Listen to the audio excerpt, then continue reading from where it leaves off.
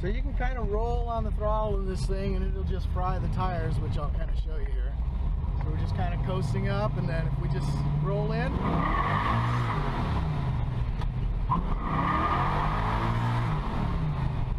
Sorry, like I said, I'm holding a GoPro in one hand, letting it spin up, and then grabbing a gear.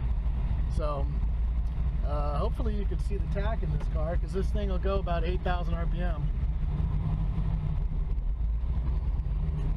But it's really streetable, as you're going to see now. I mean, we're in a residential area now, so we're not going to be doing demos out here. But you can hear, look at, you know, it idles right around 750, 800.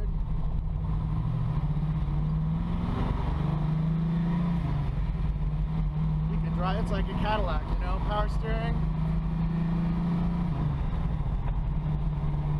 power disc brakes, the one finger of the wheel.